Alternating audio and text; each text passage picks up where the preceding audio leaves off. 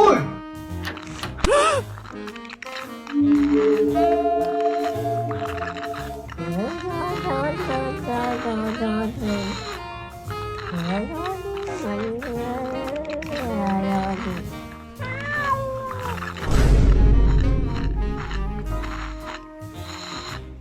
Das war ein Befehl!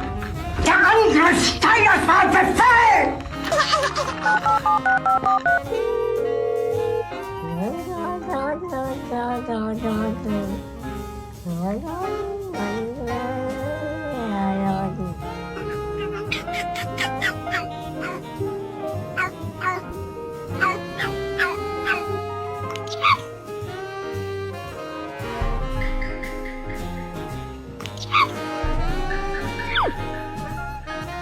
Ha?